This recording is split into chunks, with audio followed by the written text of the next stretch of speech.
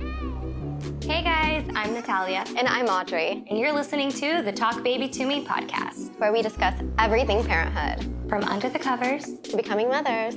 We will guide you through every step of the way. And I mean every step, especially the things that you didn't get to read in those cookie cutter pregnancy books. We'll have you laughing and crying and everything in between. Because at the end of the day, that is what motherhood is. And the best part, we got to do it together. And now we get to do it with you.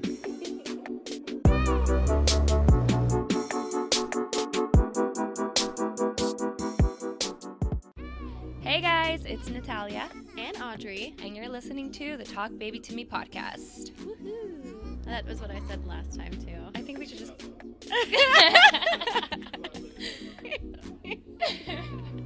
Anywho, so, we're gonna keep rolling into it. Yes. Or should we stop? So by the way, that's gonna happen so often. I think we're just gonna leave it on for all of our episodes.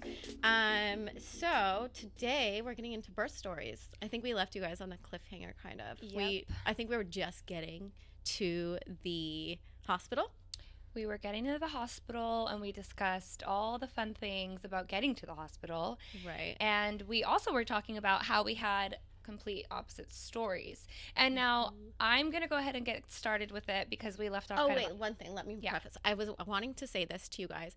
I think that we kind of skipped over a lot of important dates and everything in our last podcast that we did, but we're going to be getting into the nitty and gritty all through the season with all of the symptoms and some of the key dates. And I just, there was much more to our stories, but that was just a quick overview. Exactly. And I think it's important to remember that we're going to have guests. We're going to be able to dive into a lot of little things, ultrasound appointments, how it was during COVID, all the things that go into the actual pregnancy. But we definitely wanted to just give you an overview. That's the perfect word. Woohoo. Okay, back to me. Okay, go. So my birth story was actually picture perfect. I know. And, I want to just say this. I'm always rolling my eyes currently. I'm always so scared to talk about my birth story because I know that people are like, F you. So not everyone had a really good birth story. A lot of people had actually the opposite. But that's at the point of doing this. So. Exactly. So it's not always rainbows and butterflies, but I just got lucky and I had the most amazing help. The doctors were great. The nurses were great. During my pregnancy, I was at UCLA, Santa Monica, and they told me, I think I was 6 months pregnant, that my doctor, my OBGYN, was also pregnant, and she wasn't going to be there to deliver my baby. That happened to my sister. It's so nuts when they do that. Hey, just kidding. We're actually not going to be there. I've gotten to know every part of your vagina. Exactly. But I'm not going to be there anymore. And so it was really upsetting because I was like, so who's going to deliver my baby? Yeah. And I never even thought about, Well, you get attached. That's something too. You get attached to this person because it's not like you just go in and you found one doctor. I mean, that does happen. I'm a person that if I like you right away, that's done. But I didn't interview doctors. But it is, you get really attached to them. Exactly. So. And I really loved her. I thought she was the best. She was so sweet. She answered all my questions. She wasn't pushy. She was just perfect. And, so then, I was like, so what do we do? And she's like, well, actually, to be honest, UCLA has a rotation of doctors. So if you happen to, on a Tuesday at 6 p.m. go into labor, then you're going to have this doctor, whoever's working on a shift that day. And I was like, wait, what? That actually, that happens too. It's very often. In most because, doctors can go on vacation and your baby could come a week. So they have somebody in their office. Mm-hmm. That my doctor's office, he actually wasn't supposed to be there either, but yeah. Same. So I did what any normal person would do.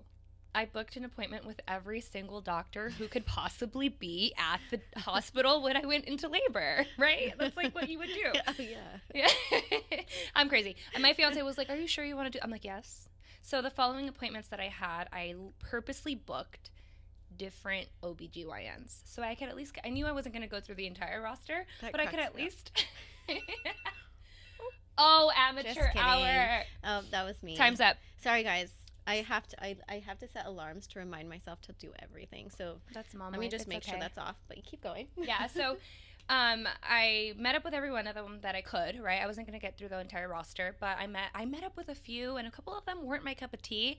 So I immediately was like, what's his schedule? When is he going to be at the hospital? I just didn't, not like I could actually not have the baby if the baby was coming, but I wanted to be aware, and I was made aware. And long story short, November 6th at 5 a.m., I started feeling contractions, and I kind of thought they might be Braxton Hicks contractions, which are basically pain but not real contractions. They're like fake contractions, I guess. Your body's trying to prepare you. I don't know what the hell it's trying to do. I think it's a trickster. Right. But so I kind of like punched my fiance in bed, and I looked at him and was like, I'm having pain. And he immediately, the cutest ever, reached over, grabbed a notepad and a pen, and logged the time. So cute. These are the moments that I remember, and I have to remind myself so I don't kill him. Yeah. But love you. Yeah, he logged it in, and yeah, so here it was. I was actually having consistent contractions, and the night before, so on the 5th, my girlfriend Kara came and gave me a massage. She did all the pressure points. Also, I had the date shake, as we spoke about before, and I was jumping on the ball, and I was doing all the things. So it was really funny. That day, I actually did a photo shoot, too. Yeah, you're crazy. I did a photo shoot the day before I went into labor. Well, but it's such a gnat. That is a gnat. I feel like I had to do it. Yeah. I was like, I feel so fat and pretty. Like, take a picture of me. Also, you want to remember the moment. Yeah. I wish I did a lot of those things. Yeah, and then my dogs were actually, it was really cute because I could tell they knew. It's weird how dogs have this sense because they knew. They were on me. They were all over me, and they're not really on me like that. So anyway, I'm jumping around a lot, but that's me also. Yeah, whatever. That's what this podcast is about too. Prior to getting into labor, I did these things called like trial runs, right? So I wanted to time how long it would take me to do my makeup and run over to the bathroom, blow dry my hair, and I've timed it all before because I'm she's laughing. I told you, aspirational. In the last episode, we told you she's a go person, and I'm telling you, it's aspirational. I had because this bitch was not doing those trial runs. That's so funny. I literally had a timer, and I was like, okay, I know after 2 minutes I'm gonna have the pain, and then I'm gonna have 5-minute gap. So I did like mascara, blush. I did these trials. So when I started feeling the pain, I'm like, I'm ready. I was like, Mo, get the bag, get the puppies ready. I'm gonna go take a bath. Because throughout my pregnancy, I would take baths and I would listen to my Breathe app. I would listen to my meditation music and I would breathe through everything. And I was really trying to get myself in a calm state because when trauma or any kind of weird things happen, I tend to just get like, rah. No, right? that's like super important. So I'm like, I have to prepare myself mentally to go into this. And so I did the bathing and the meditation and all the things. So that day I'm like, okay. I wobble my butt over to the bath, turn on the water, throw in my little like candles, like floating candles. I put my Breathe app. I lay in the bathtub, and I'm like, okay, this isn't too bad. And I just get really cozy, and then all of a sudden I'm like, ah! Sorry. My trial runs were really not. This is some bullshit. I was like, no way, baths are not it. Because I started to feel the contraction, and I swear it was like a horror film, you know, in those moments where they grab the bathtub and you just see the hand just clawing on and it, your like back is arched. And it's like arched. Yeah, that was me. I literally was going through it. So then, she looked like the girl off The Ring when she's like exactly with my hair all wet. And then the contraction passed, and I was like, oh, okay, no, I'm good. Oh my God, you got this. Listen to the music, breathe, and now I can see like, okay, this is gonna be easy. And then again a contraction comes, and I'm like, okay, fuck this. And so I wait for it to pass, and I get out of the shower or get out of the bath, and I go and I just start blow drying my hair immediately. And then I'm like, okay, I have to just at least get my hair somewhat ready. And I do. I managed to get through it. Whenever there was pain, I just yelled and I was cursing and I was like, ah, but then it would go away. And I did my routine. Now, it wasn't as easy as I thought it would be. But it weren't, but you did it. Because in my trial runs, I would hold like a bag of ice, thinking like that was going to be that's like what it was like compared to have like the contractions. Right. It was nothing like that, you guys. So that's a bunch of bullshit. I don't even know what you're talking about. So. Also, like when you do the trial runs, they say that if you grab like a handful of ice, like holding on to it, that's supposed to like prepare you for having a contraction. I like, don't know if you see my face, but that has that just, it doesn't even, she has question marks. Yeah, like I just don't even understand how that would ever mesh, because a contraction is basically like a blackoutness. Yeah, so. no, I know. But, you know, I did it. I thought it was going to be similar. You know I what? was proven so wrong. You got ready, though. I got ready. Yeah, I did. I did like, you know, tinted moisturizer, a little bit of mascara, waterproof, of course. And I blow dried my hair, and then we got into the car, and shit just was not pretty in the car. So we're just going to fast forward. Just imagine it being like me not being really friendly to my fiance, because every bump, and we did not live close to UCLA, Santa Monica, so I don't even know. I will say, if you want to hear all about that, listen, because we talked about the car ride in the first episode. Okay, so yeah. Go back to the first episode. Yeah, that's when you get all that car all stuff. the juicy details about car stuff. Good reminder. Yeah. So get to the hospital, they check me, I'm dilated 1 centimeter, 2 centimeters, I think. And they're like, so, you know, you could either go back home and just kind of go through the contractions a little bit on your own, and come back when you're a little bit more dilated. And I looked at the nurse, and I was like, no. Get me in a room right now. Let's You're like, do I this. did my trial runs to get here. What are you talking about? I'm already here. I'm not going to go home. She starts laughing. She's super sweet. We get in there. They do mind you, we both had to wear our masks. Right. And as I mentioned before, I'm asthmatic. So I told her, listen, I don't know that I'm going to be able to go through any of this with this mask on. And she's like, it's okay. We're going to COVID test you first. Right. And we're going to COVID test your fiance before we let him into the room. And then once you guys are negative, everything's going to be, you're good. You can have your mask on, or you can keep yourself, you know, just you guys in the room. If you're not going to have any guests, you're fine. So I was like, okay, cool. Well, and you couldn't really have guests. No. Except for I got a guest. We'll talk about that. You could have one, they said, but like, yeah. What the hell would you want one for? Like, what are you going to do? What are you just going to stand around? Look at me? So we're going through the whole thing, and I have time stamps about it all, because I remember being on my phone and like taking videos, because I really wanted to have like my Instagram reel of my pregnancy. And so I was like, I'm gonna just do little videos. But then when the pain was super bad, you know, my fiance is not really into social media. He's not really a big, you know, he's more in the moment than he is capturing them, if you will.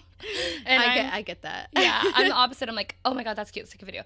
And so it started off pretty calm, and then as the contractions came, they were like, we are still at 2 centimeters dilated. We can't do anything yet, but we can do something to help you kind of calm your nerves and relax you a bit, because your water hasn't broke. Right? Hasn't broken. Well, my English words are hard. You know. And so all that to say, they gave me an option of doing a morphine shot. And so listen, everyone has this birth plan, right? And their birth plan is like, no medication, this, and this. And I respect everyone's views on absolutely everything. But my personal opinion and my birth plan consisted of absolutely no plan. It was, I'm going to go with the flow. I'm going to have a goal. And if I can keep myself unmedicated as long as I can, I will.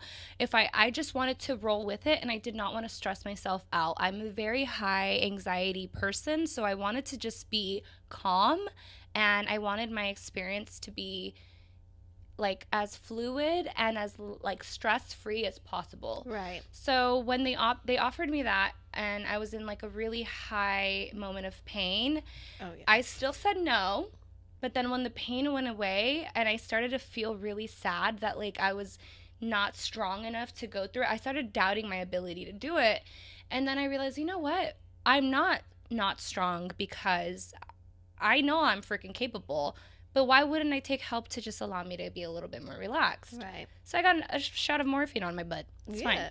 It's the societal pressures to, it's that. Like, you, just so you know, no one knows until you go into it. And I don't care what you say. No one knows. People that have birth plans and they're like, oh yeah, I'm going to do it totally naturally. Like, more power to you. That's perfectly fine. Whatever your journey is your journey. But that's one thing that we should discuss further. Mm-hmm. It's like, the society telling you that you shouldn't be taking any type of medication, even though you're in the worst pain ever. Like, Yeah, exactly. That's a further conversation. And I had the idea for like 20 minutes to do the unmedicated house birth thing. Right. 20 minutes is all it lasted because I was like, hey, like, it seems just not necessarily, because I think I'm capable of doing it. Probably for if I ever were to have a second baby, maybe I would try a little bit something different because now I know what I'm getting into. But the uncertainty and the fears of like, one, COVID era, two, not being near a hospital, there's a lot of things that I was scared of. And that's just my truth. And I'm not scared, to be honest with you guys. Like,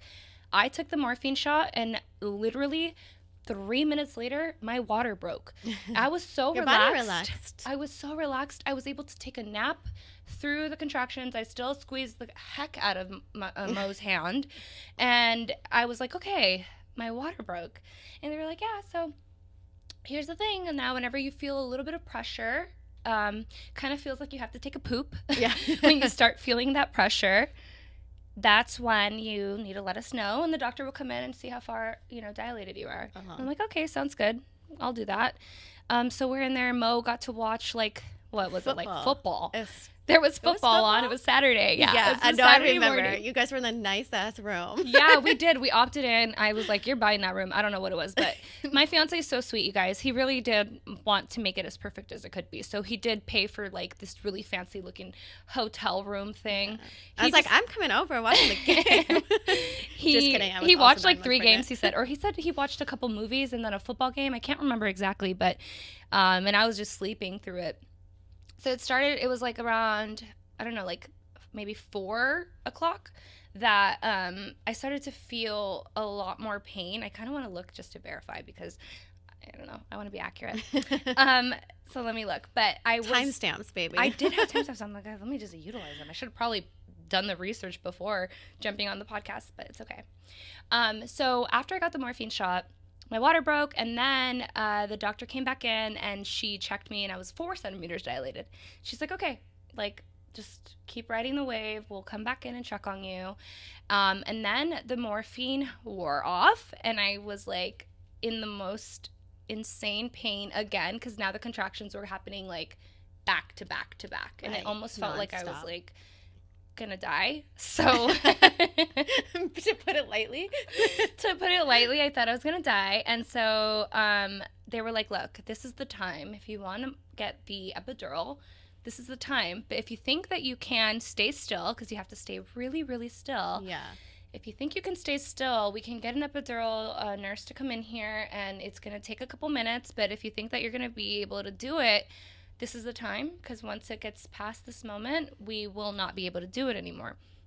And so I went ahead and followed my gut, and I said, yeah, give me the epidural. Let me make this a very stress-free environment for myself, and also get rid of this pain. Yeah. So the nurse came in, and she had me turn over and stand straight up, and this part got really scary because every time a contraction came, the only thing I wanted to do was curl into a ball. Like, that's what I wanted to do. But when you get the epidural, the needle is freaking this massive. Well, basically, they tell you, like, you have to be super still to have this, because if not, if it puts in a different part of your spine, which is where this epidural is going, you can literally be paralyzed. So they're like, here, literally stay still while, like, death is racking your body. So, or actually life is racking your body, to be honest. But yeah. So, I mean, this is where my nurse, her name was London. She was so sweet. She's like, listen, girl, you just got to do it. You're already here. Like, she just pep talked me, and I was like, oh shit. Okay. She held my hand, like the sweetest person ever. Like, she didn't have to go that far. No. She went there, held my hands. She was rubbing my hair back. She's like, you can do this. And every time a contraction came, I think we only went through 2. Like, as soon as the nurse started with the epidural, I was feeling one, and then it went away. And then after that, another one came, and then after that, I was done. It was all good. Everything was cleared to go. I did not move. I was like, oh, this is crazy. And then, like, oh, everything's fine. And London held my hand the entire time. Mind you, I got sent roses. I gave them to her. Oh, I was yeah. like, you deserve these because you, with your support, that's how I was able to deliver The my ones baby. I sent? Or just Not kidding. yours. Yours I kept. Okay, so let's move past that. So I got the epidural. Now I'm just laying there. Now I'm like, kind of like, okay. Still, I kind of have to be honest. Like, I still felt something, but it was like really light cramping. It wasn't anything too intense. I was able to like actually laugh about it. And my fiance and I looked at each other and I was just like, you're such a funny person. You're watching football. And I was all like, and so Morphine. yeah, I don't know what was going on. I was heavily medicated, but that was at 4 p.m., okay? About, I don't know, like an hour and a half later, I start feeling that pressure that the doctor was talking about. Like, you had had to take a poop. yeah, I did feel like that. It did. I felt like I had to take a massive I'm just kidding. I feel you there, though. I know. And when that happened, I'm like, oh, London, I think something's happening. She comes in. She's like, oh, let me get the doctor. So this doctor comes in. Never met her before. She's one that I have never met. Even though you Went through, interviewed every single one in LA. of course. The one that I never met comes in. And she's like, hi, I'm going to be your doctor today. And I looked at her and I was like, hi, I'm Nathalia. I'm having a baby. And she starts laughing. And I'm like, okay, like, good to meet you. And so she just, flips in there. She's like, oh, you're ready to go. And in my head, I'm like, I don't know what that means, but let's do it. So I start fixing my hair. I start like getting my phone ready. I'm like, okay, Mo, it's happening. Please get videos and phone cameras and all that. And like, I'm just talking like completely out of my butt because I'm like super like not really there. I'm so tired. I woke up at 4 with contractions. It's now almost 6 p.m. 4 a.m. Yeah. Yeah, 4 a.m. It's almost 6 p.m. now. I've been just kind of like in this weird stage of like, what is life? And then, lo and behold, it was about 6:10 p.m. on Saturday. The doctor says, we're ready to go. Are you ready? I see these nurses like freaking Charlie's Angels just do cartwheels into the room. One grabs a light. I'm getting my hair ready thinking it's a ring light. Then the other doctor comes and grabs me in the hand and says, hi, how you feeling? You're doing good? I'm like, yes. Everyone's coming in and just like assuming their position like these freaking angels, like these almost like Power Rangers just ready to do the damn thing. And I'm so hyped because it's a room full of women about to just do what they're doing.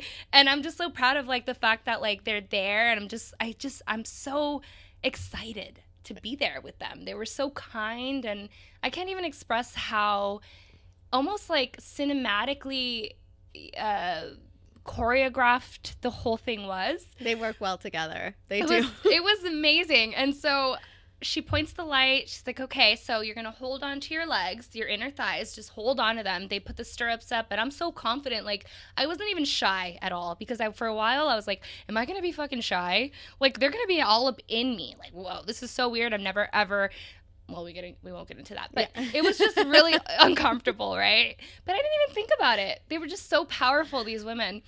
And so they're like, okay, you're going to hold your thighs this way. You're going to let your arms out like this. And so they teach me how to do it. And she's like, okay, when I count to 3, you're going to have a contraction. And when I count to 3, you're going to push, okay? And I want you to push like you've never pushed before.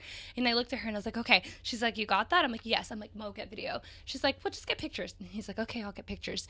And so then she's like, 1, 2, 3. And so I pushed like no other. And she's like, okay, wait, don't push anymore. And I'm thinking to myself, oh, okay. Too much? I knew I was good at this. I did that. Gold star from me.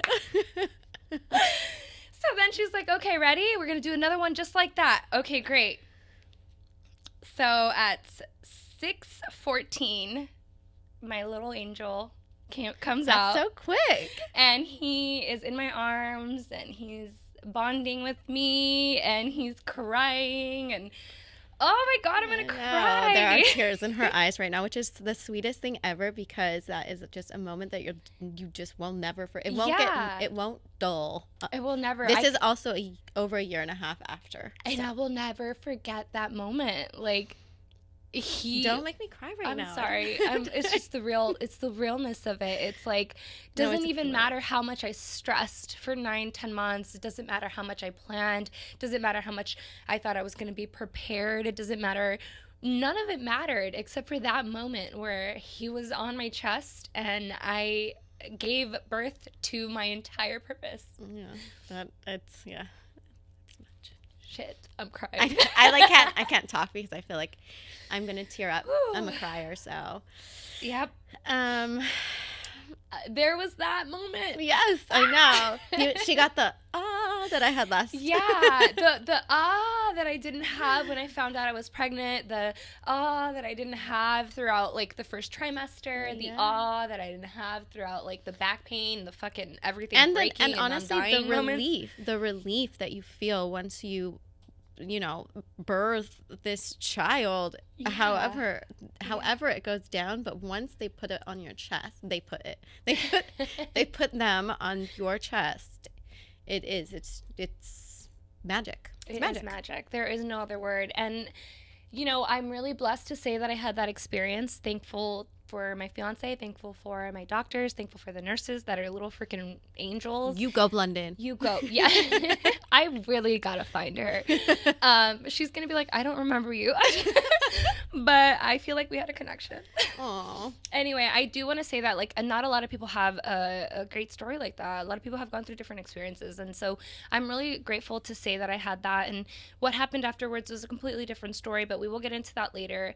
I do think that one of the bonds that Audrey and I have is that we were there for each other during these times, and her story was different. Yeah, and it was very different. And I want to let you have the chance to tell everybody that story, and let's give them the other side of it. Okay, so to me, I guess now it's time for me to start with my birth story, which is a lot more dramatic at the end of it. So let's just start from there. I think last time I was speaking, I was being dropped off at Cedars-Sinai after going through the LA Marathon, going back, starting from brunch, going back to get my bag to Encino, and then driving all the way back to Cedars-Sinai while basically bucking in the car, like screaming, even though it came on so suddenly. But we got dropped off. DJ didn't know exactly where to go because at the time you had to book a tour of Cedars-Sinai to see the venue before because it was COVID, but they weren't doing live what's it called? Tours. Live tours. They were only doing like online type things. So we didn't know where to park exactly for this, which I guess we should have prepared for. That's my bad. So I'm trying to Google like where to go in. I'm calling them to look for everything. And then when we pull up, DJ never does this, so this is a big thing. He's like, I want to take a picture of you like going in, and the security guard was like, no pictures, like get out of the car. And I'm like dying and like trying to take a picture, and then I was mad. So there was so many things, but basically got to Cedars. They rushed me up in a wheelchair, and when I got to the window, I had a contraction right when I walked up, and it's like the birthing unit, so as I'm walking there, I like hold on, and they all know at the place like this is what's gonna happen, so they're like, just breathe, like everyone in the whole room, just breathe. And I'm like, and they're like, are you giving birth? Are you ready to have your baby? And I was like, yeah. So basically they put me back in this room as soon as I got to Cedars, and they examined me, not my doctor, just the nurses. And at that point, my contractions were so close together that they were like, we just need you to lay down. I know it hurts, and take off my clothes. And so at this point, I'm kind of blacking out because I'm like trying to deal with the pain, but it kept coming so suddenly I couldn't catch my breath. And when I laid down and they checked for any dilation or anything, I had not been dilated the whole time. A lot of times you dilate like a little bit before you go in, like the week leading up to it or something. I was not dilated whatsoever. So typically you can't get your epidural, or not, you can't. They just don't usually do an epidural for you at that point. I was in so much pain, and they could see it. Like, it honestly, I had felt nothing, and then all of a sudden every pain I could feel, but I really couldn't breathe, and I kept getting lightheaded. So they were like, we're gonna actually keep you here. You're not dilated at all, so this could be a long time that you're waiting. And first of all, like, that's the last thing you want to hear. Yeah. I was like, I'm just gonna black out from pain, So not morphine did they offer me, but they offered me fentanyl. And first of all, I went in the same way. Everyone tells you, not everyone, so many people tell you to do a birth plan, or your doctors ask, do you have a birth plan? And then all the books you read are like, you should maybe make a birth plan, blah, blah, blah. I was like, I know myself, because if I don't go according to plan, then I'm just going to be kind of thrown off. So I just was like, whatever's going to happen. These doctors have been doing this way longer than I've been giving birth. So I figured they're going to know what to do. But what I knew about fentanyl is it was being put in kids' candy and they were dying. Or, Probably not the right thing to say right? to you when you're like sitting there. So about I was to like, die. I don't know. I was just delirious. Like, it didn't really click. I'm like, Michael Jackson died from fentanyl, right? Like Oh, these are what is no. happening. But I was like, give it to me. Oh, no. At this point, I was like, obviously, I'm in a hospital, right? They know what they're doing. Like, give me this fentanyl. And so they did end up giving it to me. And I kind of I did not lose consciousness, but because I was in so much pain from the contractions, I don't remember exactly like when the calmness hit or how that little part of it went, because I wasn't in the birthing room yet.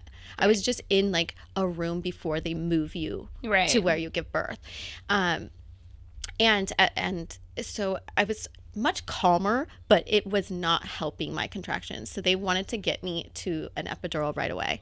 They're like, I know, do you have a plan for this? Do you not want it? And I was like, I definitely want it. I want it, and I want it right now.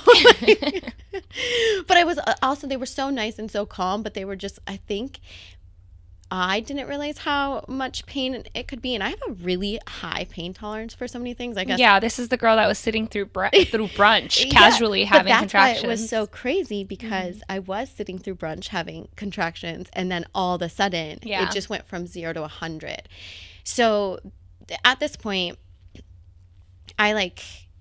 again, it's a little fuzzy, but I'm waiting for my epidural, and they're like, it could be like 2 hours, so let's just calm down in here. They have not moved me to my birth room again. So about an hour later, I got my epidural. I was put in a room, not the birthing room again, and they were like, you have to sit still. And I'm good at taking directions, so the fentanyl obviously helped me a bit, but it wasn't like the pain of the contraction I could feel, but my body wasn't reacting to the contraction as much. So I could sit still. But, they scare the shit out of you. They're like, you're going to be... Don't move. Yeah, don't move, or you're literally going to paralyze yourself. This is what I'm thinking. So I'm just sitting there, and I'm like, don't move. Like, I'm not going to move. Like, I'm such a good girl. And immediately, so they put the epidural in, and a lot of people also tell you that an epidural is going to be super painful, right? Mm-hmm. There's nothing compared to the pain I felt from those contractions. So getting the epidural was a relief. I was like, put that needle in, and that the epidural saved my life. So I get it. Yeah. Strong, like, whoever's giving birth out or birthing at home or birthing without any type of help in that way is, I don't know. You guys are superwoman. Like, yeah, like on some other, because I could never. Also we're really, really tiny, and like there's just so many things you feel like a lot more intense. I don't know. Yeah. Or maybe it just, I'm not opposed to medicine, so I was like, right, exactly. I didn't go in thinking that, but yeah, I don't know. My mom was like, I did all 5 without it, and I was like, but because they didn't offer it to you then, you totally would have taken it. Yeah. So. After this, you can't walk after epidural. So they wheeled my bed into the birthing room. That was the first time I've seen it. And it was so nice, guys. Like, Cedars-Sinai has such a beautiful birthing room. I'm telling you this because I will tell you how the recovery room was after.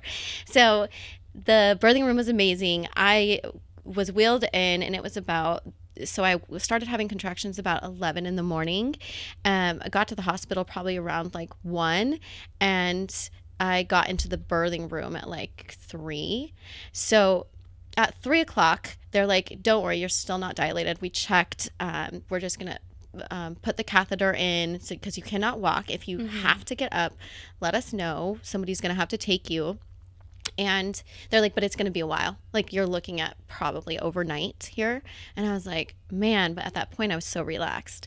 And there was like a couch and DJ was watching football and oh my goodness, betting. And I think it was like, I don't know why I can't think. I actually love sports, but I can't think of what was I know why you can't think of what wasn't happening at the time. So he's completely relaxed. He's like, there's a Starbucks down the street. I'm going to go get Starbucks. Do you want anything? And I was like, I can't have anything, but thank you. Like, I can have ice chips. You can give me ice. So as that's going on, I'm kind of like just hanging in the bed. He comes back. His mom and dad are like, we're coming. I called the hospital and I know you can't have any visitors, but we're going to come. We're just going to like be in the outside the room. And they're so sweet. They are. They really are. She's like, I called and I talked to the owner. I'm just kidding. First of all, I called the owner of the hospital and they're letting me in. I don't care. This would happen. The owner. This would happen. I'm just kidding. It would not, by the way. Exactly. So she comes and I let her come in the room. You can only have one visitor. It's COVID. And I didn't even know that you could have one. So anyways, that happened. She comes in and again, we're thinking like it's going to take a long time. The doctor's not even there yet. I haven't seen the doctor. I've seen all the nurses who were wonderful. And I've seen, they had like the practicing doctors at the time. So not your actual doctor and not even actual people who birth babies, but just rounds doctors. So they're checking me and nothing's happening. Janet's still there. She's talking. Her hearing aids aren't in. So everything I'm saying is just nil and, just having whatever. So 5 to 10 minutes later, they come in and they're like taking, my heart rate keeps going, or the baby's heart rate keeps going down. So I'm like, they're moving me or putting your legs up or whatnot, which is not scary. Like, first of all, my sister gave birth 2 weeks before and her birth was really scary. So at this point, I'm like, if you're not telling me something's scary, nothing's scary. But then they keep having me move in all different directions, putting a leg up here. They can't find the heartbeat, but then they find it. Everything's fine. Oof. But they check me again and like, oh, you're dilating. Like, great. And I'm like, oh, yes, Yeah. And so the doctor's being called and he's coming in, but again, this is like, I want to say like 8 p.m. Okay. And around 8 p.m., the doctor's being called to come in. I haven't seen him just mind you, haven't seen him. So I'm like, okay, that means we're getting the ball rolling, right? I'm dilating. They're calling the doctor. That means I'm about to give birth. So as I'm moving around trying to keep the baby's heartbeat up, I start feeling like you have to take shit. Like, not actually, but like really bad pressure. And I still had not had my water break. So they went in and broke my water at this point. How did they do that?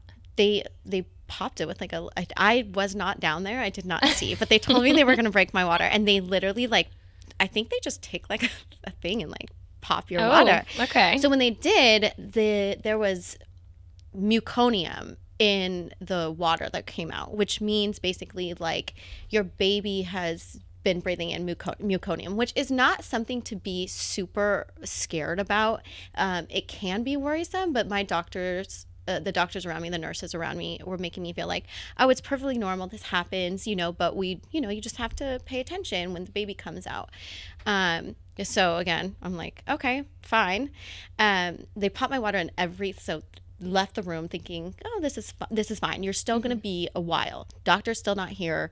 It's like 8:15 or like 9 o'clock. So they're telling me still you're a little dilated. 9 o'clock, they're like, I was like, I'm feeling a lot of pressure. Like I'm feeling sick. I need a bag. I need to get up. I'm going to throw up. I feel like something's happening. And I was like, I feel it's hurting. Like, and they're like, it should not be hurting. You had your epidural in, like it's you're hooked up to a machine. It's pumping you. So I am just at that point, I'm like, I think I need a doctor. I'm like I'm telling DJ, like, you need to get the doctor. I'm telling Janet, you need to get the doctor. So the doctor comes in, the practicing doctor, and he sees me and he's like, oh, there's a head. Like you can, oh my God. I could, the baby's crowning, like you can see the baby, but the Dr. Goldberg was my doctor. Oh, Rest in right. peace. He Oh, is yes. no longer with us, but he is not there yet. And he's the one that makes me feel calm and safe, because you get right. attached to your doctors. And I just really took to him the first time. So as soon as I knew he was on his way, but then there was a head, I was like, you know, you just like kind of like Yeah, you freak get out a little bit anxious. You're like, hold on, where's my doctor? What? Yeah. Well, and then I have a Janet in the room. Oh, yeah. Janet is DJ's mom, guys. She is like, what's happening? Are you sure? What's happening over there? Why is everyone coming to talk to you? Da, da, da, da, da. And I'm like, no. Janet, the baby's coming. She's like, what? Oh my and I'm gosh. Like, at this point, I'm so tired and not feeling great. I was like, just stay, Janet. You can just stay. Like, the baby's coming. Like, it's fine. Okay. So all of this is happening. They're like putting down the side gates. I'm putting up my legs. They're like, all of them are putting on booties and changing into like the birthing gear. And in walks my doctor in a hat. He sits down and is sitting on my bed, and he's like just patting my knee. He's like, "Are you ready? I think we're ready to have a baby. I'm super excited for this. Like, you got this." And he's like so casual, and it just calms me immediately, you know? Yeah. And that's amazing. And that he's he like, got there. and he's like joking with me, right? Yeah, and that's why it's super actually important to have that bond with your doctor. Yeah. Because it's such a calming experience. Like, been looking at you for 9 months and telling you all the advice that you want to hear or don't want to hear for 9 months going into this. So that calmed me down.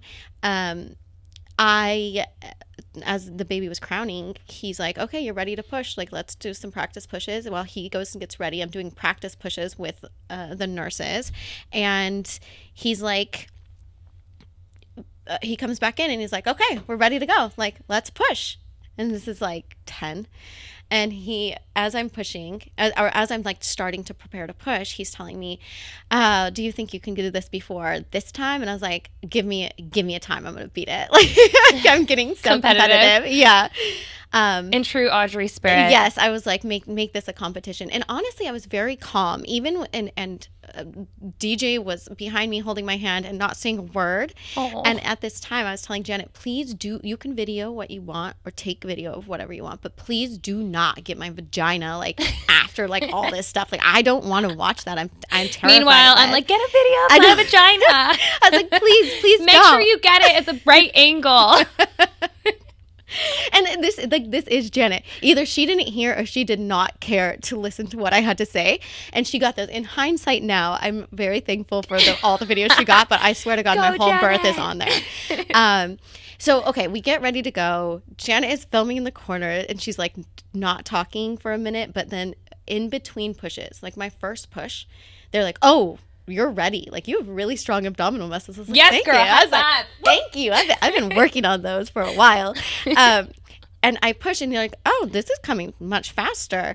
I think I did like 4 pushes altogether. But in between the pushes, they'd be like, you breathe. And Janet would be like, so doctor, what are you doing down there? Oh, and my I'm like, gosh. Can you not Oh, talk? my gosh. It was funny. But it also made for a comical, and it took all the pressure off of it and made for a comical birth. That's so funny. So, okay, all of this is going well. I just want to say it's a weird flex, but pushing your baby out in just a few pushes. Yeah. No, first of all, I feel so good for myself, because some people are pushing for hours, even days, and that is exhausting. It's exhausting. Yeah. I think I did 4 pushes. That's I right. can't remember. My girl. My baby came out, and this is where it gets dramatic, but I'm not going to get super, super into it. I'm just, because I don't have all the medical terms for it, and I don't want to say anything I shouldn't say. But basically, I pushed the baby out, and they brought her up and put her on my chest, and I was tired from pushing, but you get that immediate gratification that your child is here. But immediately they snatched her back. She was completely blue, and she wasn't breathing at all. So they took her away from me, and a whole bunch of doctors rushed in, and I did not know I was going to get this emotional. I'm trying to say it. They took her away from me, and by my doctor at this time, I'm getting emotional because in hindsight, I know what was happening, but I did not know at the moment what was happening. And they were working on her, and I could see they're pumping everything out of her, and And this was like 25 minutes of them working on her. And in the meantime, I'm being stitched up because I've torn in a million places. But my doctor was so wonderful. And another thing that's hard to look past is he's no longer with us. So when I have a second, I don't get that experience if something happened like this.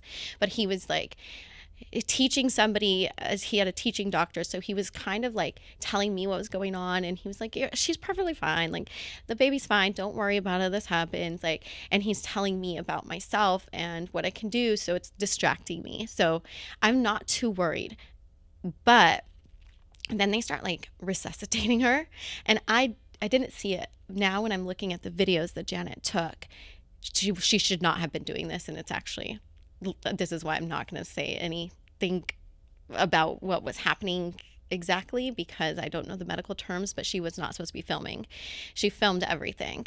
So they have her being resuscitated, and they had, Okay. I know, I haven't really talked about this in so much depth.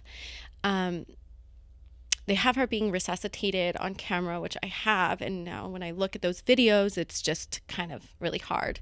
So the meconium actually blocked her passageways. It got into her lungs, and it could be much worse, much, much worse. I have mommies in my other mommy group that have had worse stories and horror stories, but I didn't get to feel that like gratification for 25 minutes. And when she was put on my chest, she was fine. She was great. And again, I had not known how much was wrong until after. So she was put on my chest. It was amazing. The most magical feeling you'll ever feel. I honestly feel like even though your body is exhausted and you've done everything you can to expel all of your energy, you have such an adrenaline rush, and you get to lay with your child, and you're smiling, like you can't get a smile off your face. So I'm going to stop it there, because after all of that, after our fourth trimester and moving to different beds and different rooms and going home is a whole nother episode. But 100%. Yeah. I will say that you are a warrior. You went through such a freaking crazy experience. Don't deflect. Take this. You handled all of it like a champ, and I'm so proud of you.